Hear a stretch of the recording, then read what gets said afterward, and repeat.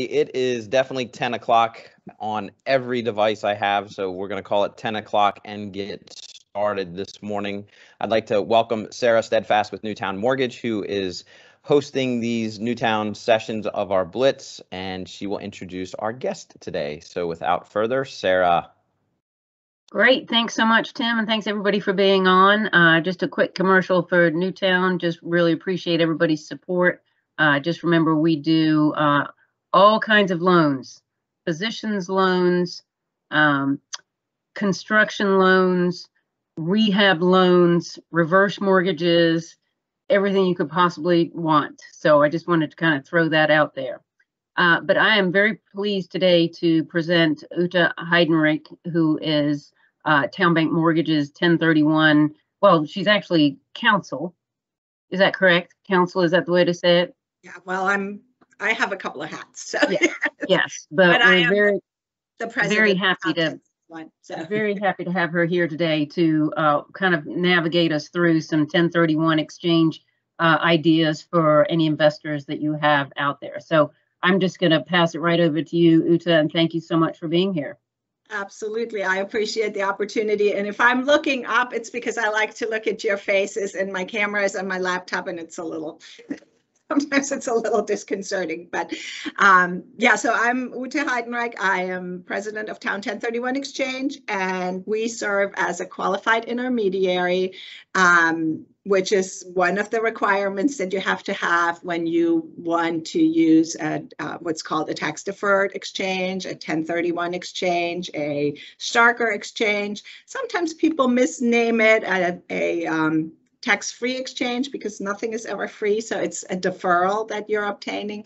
And it is a wonderful vehicle for people who own investment real estate and who are in a position to sell that investment real estate and want to reinvest their funds in new property that is also held for investment, but that is more suitable to them in whatever situation they find themselves. And I'll give you some examples in a minute, but the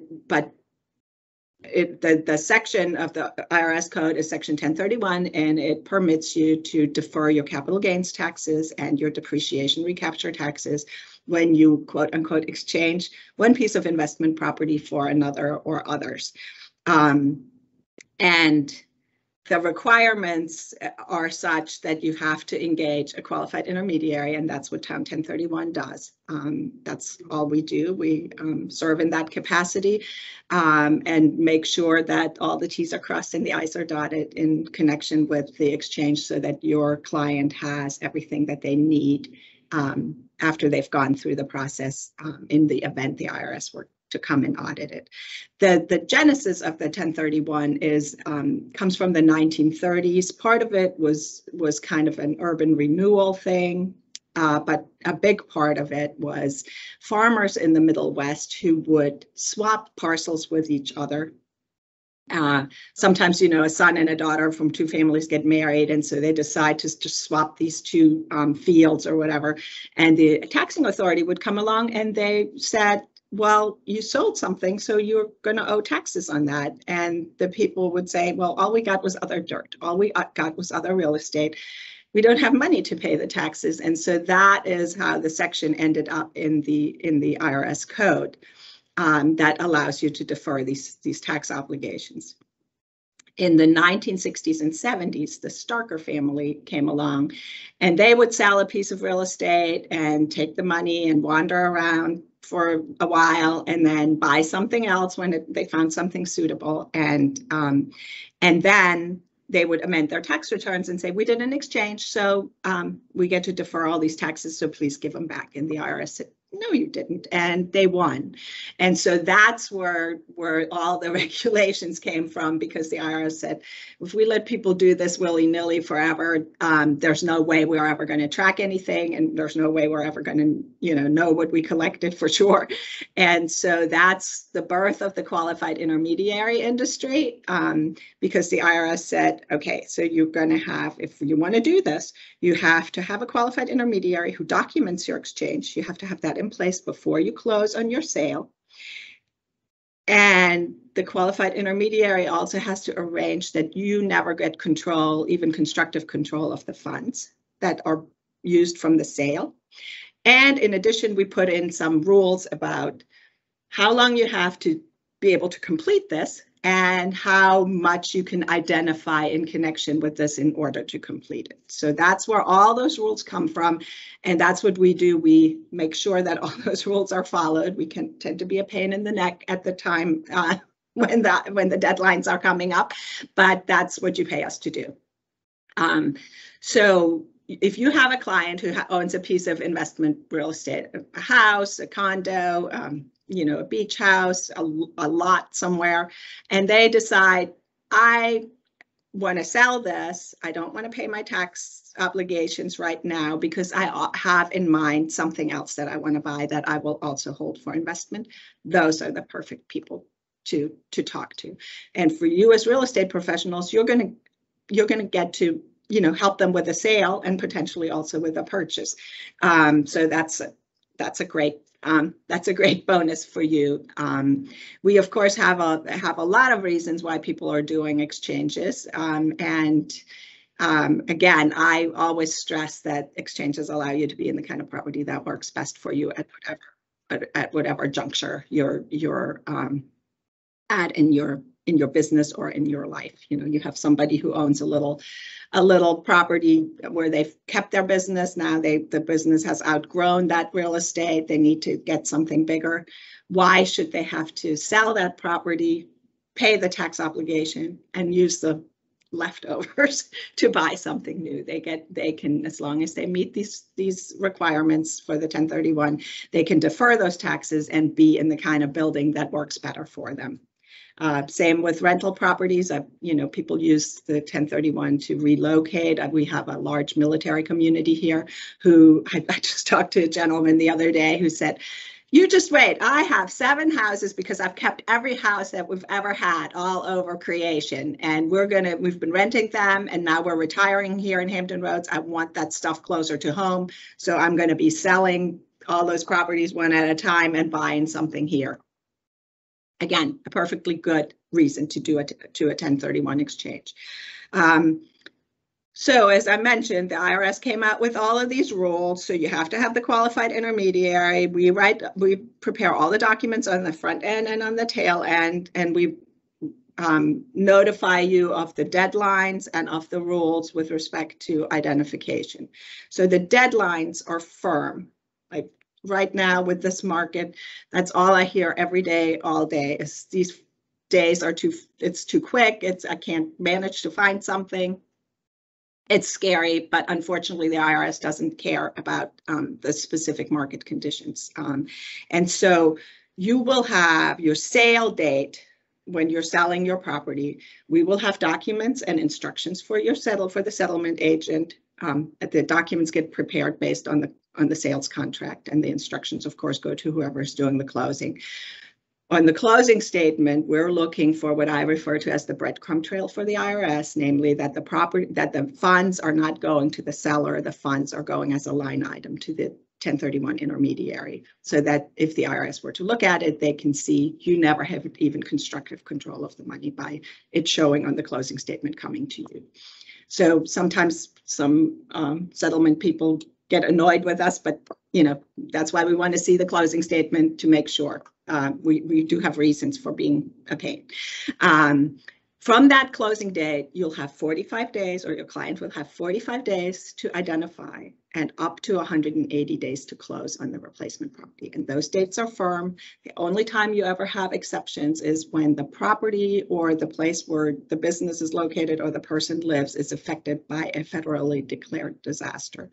So we don't like those. We don't want to have a hurricane. And you know, the extension that you get based on that is not all that helpful to begin with, and but right now, of course, in the market, people say 45 days flies, and so as a result, a lot of people try to have their ducks in a row, so to speak, as to have something already lined up to buy by the time they go to closing on the sale, just because it can be very scary. So you identify within 45 days. What does that mean? What we do is after the closing, we will send you a letter. After we've received the funds, we will send the exchanger a letter with their deadlines, and your closing date was X, your ID is due on day Y, and you have to close by the replacement property before the 180 days are up. And we send a form that you can use. And the identification, I just was on the phone with a commercial realtor this morning who I was just completely stunned by the fact that he had no idea how these identification rules work. But so it's a three-pronged set of rules. The first one is the one that most people use because it doesn't involve math, and it is the only one that works if you're planning on buying one property of equal or greater value, to what you're selling. And it's called the three property rule. It says you can identify up to 3 potential replacement properties without regard to their value. You do not have to list a value next to them. You have to keep in mind that to fully defer your tax obligations, you have to trade up in equal or up in value. But for identification purposes, the idea is that you probably have picked one property that you want to buy, but you're giving yourself a backup or two. Again, in this market, the whole backup or two thing is not really a realistic anymore, because by the time you figure out that the first property that you really want is not really workable, or there's something wrong with it, the other ones are probably sold as well. But the IRS has actually put in writing that just because somebody else bought it doesn't mean that you can't buy it from those people, which in the real world is absurd. But again, the IRS. So the three property rule is the one that most people use. There's a second rule that is used by people who want to diversify out of one bigger property into a bunch of smaller ones. And it's called the 200% rule. And it says that if you want to identify more than 3 potential replacement properties, then you have to list a fair market value next to each of the properties that you identify. And the aggregate fair market value, all of them added up, the 4, 5, 6, however many you write down, can't be more than 200% of the value of the property that you sold. So if you sell something for $100,000, you have $200,000 to work with. So you can see how if you wanted to buy 4 lots at $49,900 each, then you could do that. You could identify all 4 lots and make that work under that 200% limit. The third rule is very scary, and I used to call it impossible, but Mr. Optometrist from Portsmouth proved me wrong because he sold something for $400,000. He identified 8 or 9, I can't remember, townhouses, and he went over $1 million, which is over 200%. And I thought, if one of these has a title problem, if one seller backs out, his entire exchange is blown, because the 95% rule says if you identify more than 3 and you go over the 200%, then you have to close on 95% of what you've identified for the exchange to work at all. So that's a terrifying prospect when you're when you're doing that. And he was like, oh, it'll be fine, and it was. And so it's not impossible, but it's nearly impossible. And so that brings me back to the whole fair market value and the 200% side. People say, well, what is that? Is it the asking price? Is it the assessment? What is it? And my suggestion is always that you use the amount that you would be willing to pay for that property. And I tell you the reason why. A, we don't share that with anybody, except potentially if you get audited, we share it with the IRS. But the reason you put down the amount, especially in this market, the amount you would be willing to pay for it, is that, let's say you're using that 200% rule and you're bumping up right to the 200% when you're adding up the 4 or 5 that you've identified. And then if you end up paying more for what, and you don't even intend to buy all of them, but you're just not sure, and so you're identifying more than what you might want to, but you are in the diversifying business. If you're then paying a little more for one of those properties that you've identified, if you identified it at 100,000, and in order to get it in this market, you pay 115 for it, whatever. If that pushes you over that 200% in adding up the things, then you're going to fall in that 95% category, and you're pretty much probably very likely to blow your exchange altogether. So that's why I say, I look at this, I know it's listed for X, but I know in this market I might have to pay Y, and I'm willing to pay Y. That's the number I would use. So again, I know this is a lot of information. I think Sarah and Tim sent you the little outline that we share. We just yesterday evening, I got the new flyer from our marketing department, so I just sent that to Sarah as well. You know, it is a wonderful tool. 1031s are a wonderful tool to allow you to be in the kind of investment property that works best. There are a couple of things that come up frequently. Again, 1031 is only workable for investment property. So if you're planning on buying and immediately using some of the money that you're using from that sale to buy a primary residence or a purely second home, or if you're selling a purely second home, you're not going to qualify. But for investment property owners, it's the best thing there is. And I mentioned at the beginning that the 1031s are on the chopping block again, like they were in 2017 in the blueprint for the Tax Cuts and Jobs Act, where what happens is, I talked to somebody yesterday who said, well, those people who make those proposals, they've never had to meet a payroll, they've never had to do anything of that nature.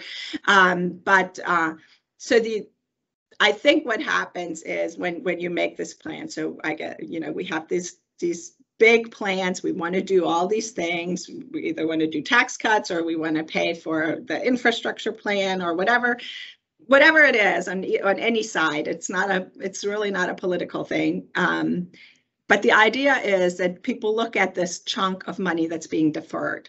And I don't have any idea. I mean, I think the Realtors Association last time around did a big report on what's being deferred and everything. But somebody looks at this big pot of money that's being deferred that people are not paying in taxes, and they say to themselves, if we could just collect that next year, guess what? Then we could pay for this, or we wouldn't have to pay, charge taxes on this, whatever. So that's what people are looking at, all those capital gains that are being deferred, all that depreciation recapture that's being deferred. My personal opinion, and even though, well, it's not just because I'm in this business, my personal opinion is that you're completely dreaming if you think you're going to collect that, because people are just not going to sell. And the big example, people are just going to keep something and, leverage it with a loan to buy something new. Problem solved, right? The big example in the 2017 Tax Cuts and Jobs Act. So before that, 1031s were also available for collectibles, for livestock, for equipment. Now, my favorite exchange of all times, 1964 Aston Martin Volante for 2 Ferraris from the 70s, but that was just so cool. But so those are all gone. The more likely things that we used to do quite a few barges and sports fishing vessels that were used in businesses and stuff like that.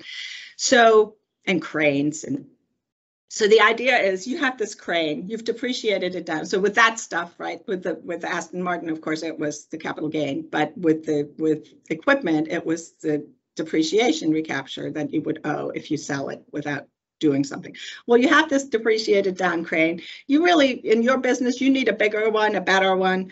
So you used to do an exchange. You sell that one to somebody who's maybe just starting out with a barge or whatever, starting out and can use that thing, even though you've depreciated it down, it's still useful to them. And you just use that money to buy the new one. So you get a little better benefit in the under the Tax Cuts and Jobs Act because you got quicker depreciation on the new thing, so it wasn't that big a deal. But what you're finding is that there's crap rotting in people's backyards, right behind their building, as opposed to them selling it and reinvesting in in a new one. So I feel sort of that might be what happens. While it might not be crap roasting in the backyard, but that rental house is just not going to get sold. It's just going to get leveraged, right, with a loan. And so again, the pot to collect, I think, is a dream or a nightmare, but it's something that's not going to happen. The other thing that I really feel very strongly about is that 1031s allow you to be in the kind of property that works best for you. So my big example, and I urge everybody to write to your senators and to your Congress people, because that's what I did, and personally, not for Town Bank, but personally. And so one of my examples is that, again, you're not getting anything except for other real estate that is more useful to you. So I had a woman who, she and her husband had bought a lot in the Outer Banks, and they were going to build their dream retirement home. They were not in the investment property business at all. And he unexpectedly got ill and passed away. And so not only did she not want to build a house there, she couldn't. She didn't have enough, resources to do that. And she needed some income production. So all she was doing was paying increasing taxes on that lot in the Outer Banks. They were going up every year because everything is so valuable down there. And so she sold that lot and she bought 2 townhouses up here that are now rented out, and she has the extra income that she needs. And I don't understand why you wouldn't want people to be able to do that. Additionally, the reason that I think it's a bad idea is think of all of the things that are related to when somebody sells a piece of investment property. So you're going to have, the title company, you're going to have the surveyor, you're going to have, whoever's buying it is going to buy some new furniture. And a big part, and I actually have a summer intern working on this right now, because somebody asked me, I keep track of our deposits on the 1031s, because that's matters to the bank, because we get the net proceeds and we leave them in the bank for however long it takes. And then, so it's average daily balances for us. That makes it valuable for Town Bank. But this person was asking me about the value of the real estate, because one of the things that you're not going to be collecting is the grantors and the grantees taxes. And so that is going to hurt people who don't own any real estate, because if the revenue goes down, then you're potentially going to have an issue with being able to provide certain services. And so that's their tack on it. So my summer intern is going through this year's exchanges for Hampton Roads to list the property values, and then you at least double it, because you're looking at the replacement property and somebody buys at least something as much value. So then you're doubling that or more. And so that's the only thing that I have to say. And I go back to lawyering if it goes away. I'm not just doing this for my own business. I like what I do. I love what I do, and I enjoy it. And I enjoy talking to the people and finding out what they're doing instead of what they've been doing and all of that. But I think it's a valuable tool, and I really hope that the cooler heads will prevail and say, let's just keep this in place so that people can continue to own the property that works best for them. Well, great. Do you want to see if anybody has any questions? If that would be okay. Are there any questions out there for Uta regarding the 1031? You can unmute yourself or type it in the chat if you have a question. And Uta, we have 2 very good proponents on this call that you could speak to about legislation. Their names are Jay Mitchell and John Powell. Yes. And they are both parts of big groups within the NAR. So right.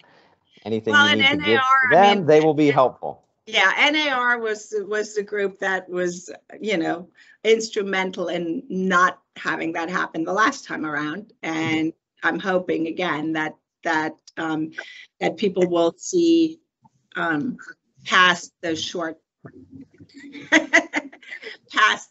term.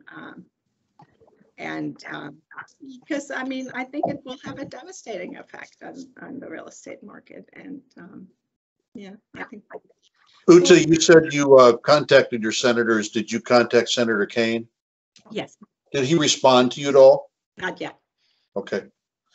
I serve as his FPC for NAR, and he has been really involved in trying to keep the 1031. And it's done. Well, maybe then he just thought, oh, here's just another person. Yeah, it could be, but he's done a lot of Zoom stuff for a variety of associations around the country, plus NAR. So he is committed to making it stay. Oh, So good. that's a positive. You know, he's one out of 100 who want to make it happen, but you know, who knows where it will go. That's really good to know. I had reached out to Diane Kaufman, who I know, and that's how I, you know, got in touch. But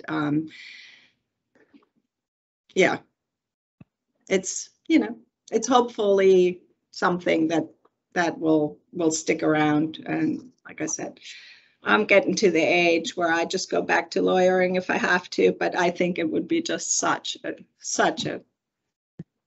yeah, it would be such a waste. I mean, I used to end my presentations with, when I was in law school on the first day of tax class, the professor said, and when you die, your heirs get a stepped up basis in the property.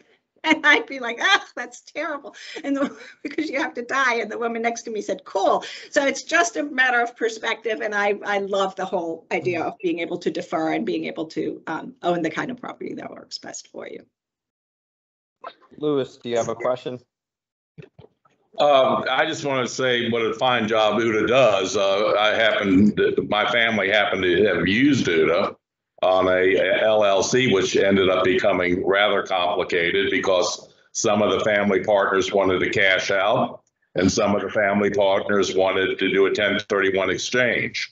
And UTA gave us great advice. Good. Yes, so that's leads me to, you know, it happens sometimes when you have 2 or 3 people who have an LLC and 2 want to keep going and 1 wants out. So you can't exchange membership, and it really has to be dirt for dirt. So you have to maneuver the transaction in such a way that the people who want the cash can get it ultimately, but that the people who want to keep going just are exchanging real estate for real estate.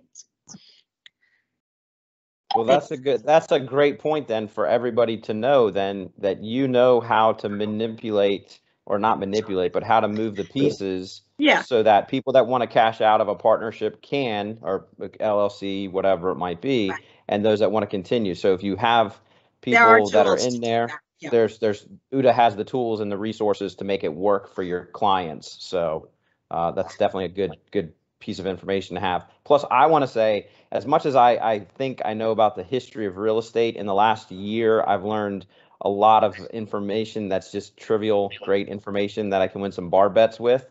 And I didn't realize that 1031 started because of farmland being transferred back and forth. So that's a good little knowledge bit. So I like it. I'm going to win a bet with that one day. Thank you. Thank you all so Probably much. like a Jeopardy answer too. A Jeopardy question. What is farmland? That's great. UTA and Leila, who works with UTA, are very, very responsive. We needed her yesterday, and UTA had an out of office message, and Leila just jumped right in and helped. So I think the one thing I just wanted to mention is that you can hold money from a property anywhere in the country. So it doesn't just have to be someone in Virginia. I think that's important too. But really appreciate your time today, UTA. And if anybody has any questions for her, please let my contact information and Leila's contact information on the little sheets, and I want to be your resource. So. Great. Well, Tim will facilitate sending out the one you sent us this morning and the previous one also. And we just want to thank everybody so much for being on.